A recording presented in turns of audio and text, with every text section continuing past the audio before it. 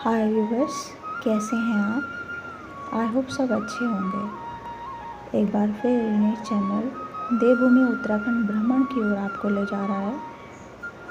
यात्रा से जुड़े रहें।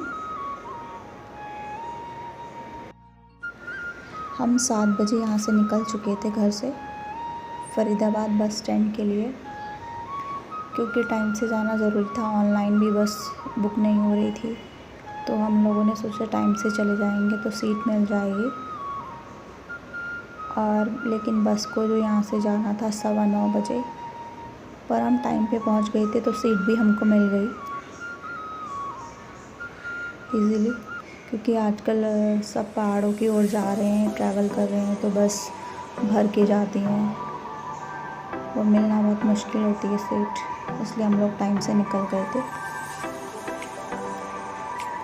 वेट किया लेकिन सीट मिल गई थी अच्छे से। फरीदाबाद से रामनगर की बस 4 बजे पहुंचती है रामनगर। फिर उसके बाद वहाँ से प्लेन्स ख़त्म हो जाता है, प्लेन वाला एरिया। फिर वहाँ से पहाड़ी रीजन स्टार्ट हो जाता है, हिली एरिया जिसे बोलते हैं। तो फिर उसके बाद 4:30 बजे से वहाँ से बस चली रामनगर से थलीसैंड के लिए, जिस बस में हम बैठे। और वहाँ से जो मौसम है बदलता जा रहा था, ठंडा होता जा रहा था। जब हम फरीदाबाद से निकले तो बहुत गर्म था और टेम्परेचर बहुत ज़्यादा था, और वहाँ पहुँचते पहुँचते मतलब मौसम काफ़ी अच्छा हो गया था, सुहावना जिसे कहते हैं। जगह जगह कोहरा लगा हुआ था और हर जगह दूर दूर ग्रीनरी दिखाई दे रही थी। और इस तरीके से हमारा सफ़र शुरू हुआ था। बस में चारों ओर पेड़ ही पेड़, हरियाली ही हरियाली देखने को मिल रही थी। हम पूरे रास्ते बोर नहीं हुए, वीडियो बनाने में लगे हुए थे और वहाँ का नज़ारा सुंदर सुंदर देखने में लगे हुए थे। इस बार का सफ़र कुछ ज़्यादा स्पेशल था हमारा, क्योंकि मेरे हस्बैंड फर्स्ट टाइम गढ़वाल जा रहे थे और वो बहुत एक्साइटेड थे। तो मुझे भी बहुत खुशी हो रही थी कि उनको मेरे गांव जाने का मौका मिल रहा है, और मुझे भी काफ़ी सालों बाद अपने गांव जाने का मौका मिला। वैसे भी देवभूमि जाने का अगर मौका मिले तो कोई शायद ही वैसा होगा जो छोड़ना चाहेगा।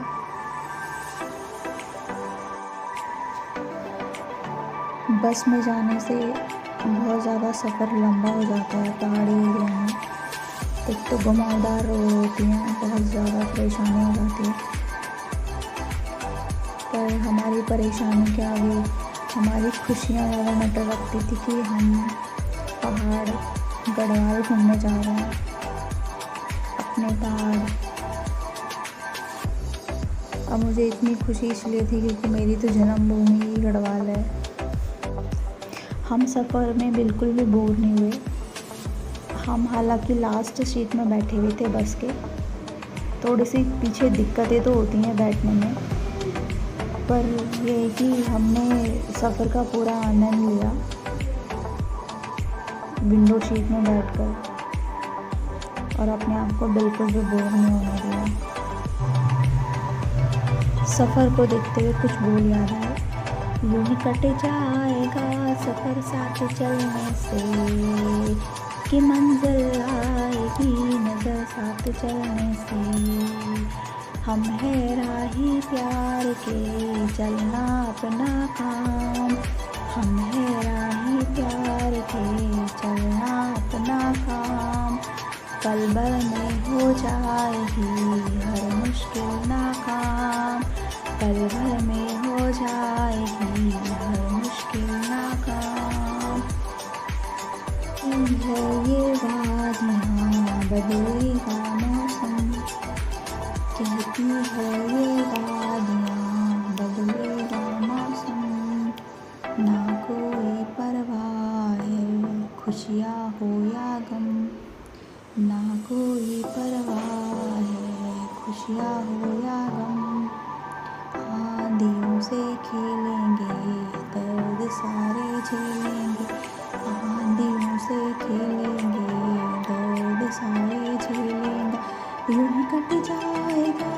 सफ़र साथ चलने से कि मंजिल आएगी नज़र साथ चलने से।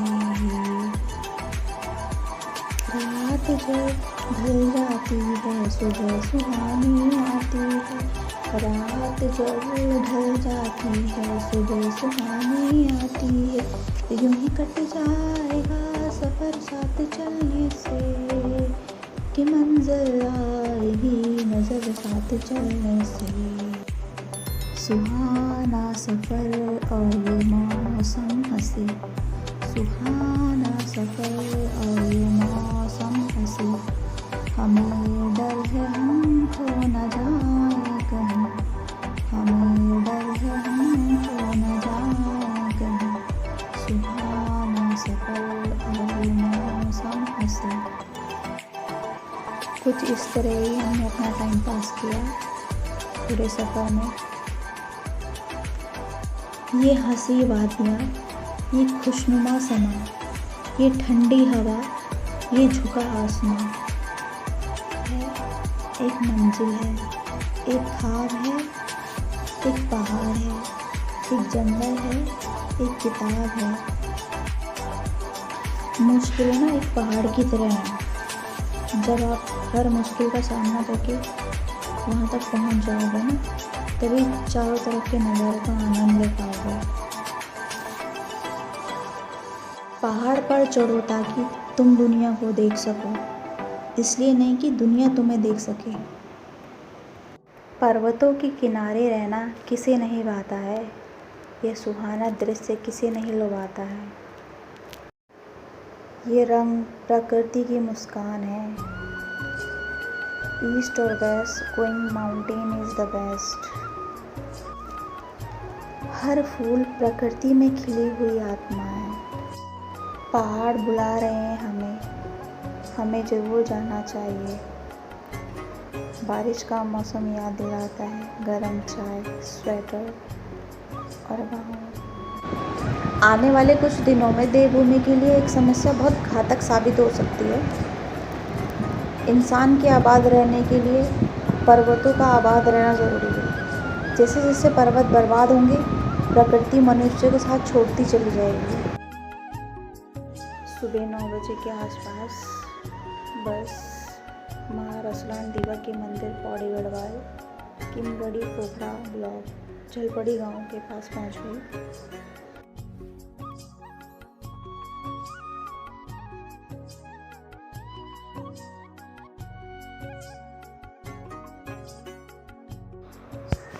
माँ रसलान दीवा मंदिर उत्तराखंड में स्थित विश्व का इकलौता ऐसा मंदिर है जहाँ रात भर नंगे पांव कठिन चढ़ाई चढ़कर सुबह को दर्शन किए जाते हैं। लोग यहाँ सफ़र रात में करते हैं क्योंकि माना जाता है यहाँ से सूर्य भगवान के अद्भुत दर्शन होते हैं।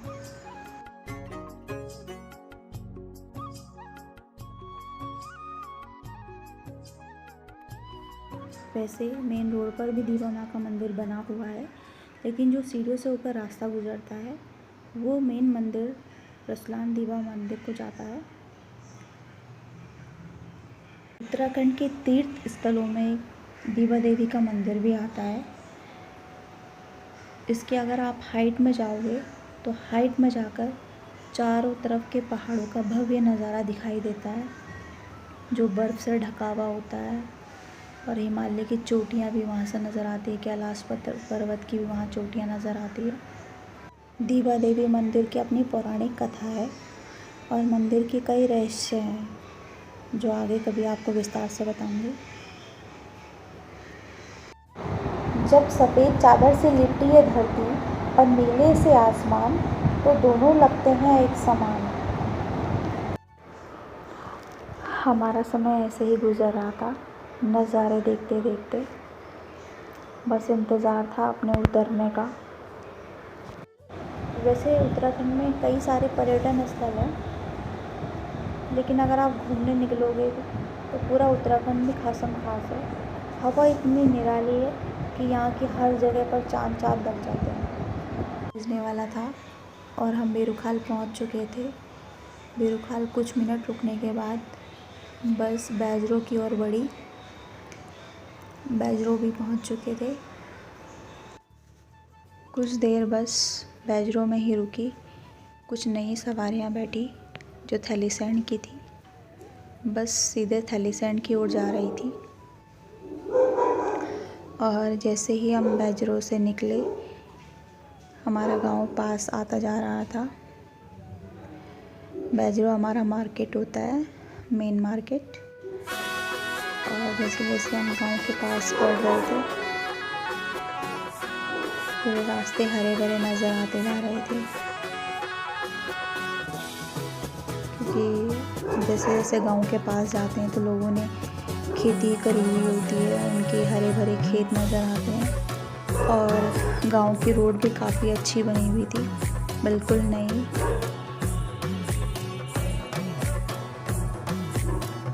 बहुत हरा भरा नज़र आ रहा था।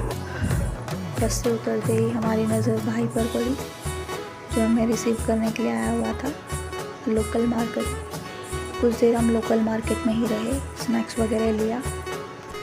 फिर वॉकिंग डिस्टेंस से घर की ओर बढ़े और हमारी नज़र फिर फिल्मोर पर पड़ी, जो सैकड़ों बीमारियों का रामबाण इलाज है, जंगली फल जिसे कहा जाता है। फिर कुछ बकरियां वहाँ पर चर रही थी और ये हमारे घर का प्रवेश द्वार, जहाँ से गांव की ओर प्रवेश किया जाता है। आज से 6-7 साल पहले ये रास्ता कुछ इस तरीके से नहीं था। कुछ अब इसको सुधारा गया है। यहाँ के प्रधान ने जो भी काम किया है वो काबिलिए तारीफ है। जगह जगह सौर ऊर्जा की लाइटें लगाई हुई हैं और जो रूट को पक्का करके स्टेयर्स टाइप का बनाया हुआ है। और काफ़ी हद तक कुछ सुधार किया हुआ है। हम लोग प्लेन्स में रहते हैं तो इतनी जल्दी चल नहीं पाते, और जो पहाड़ों के लोग हैं वो तो थकते ही नहीं हैं। तो हम लोग आराम से जा रहे थे, तो अपने कदम जो है वो धीरे धीरे आगे बढ़ा रहे थे। घर का रास्ता कुछ दूर नहीं था और ना ही खड़ी चढ़ाई थी, प्लेन था।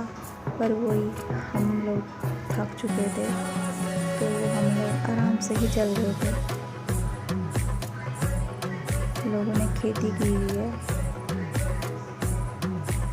खेत में आलू और ये सब लगे हुए हैं, मक्का, आलू। और ये देखो ये नज़ारे।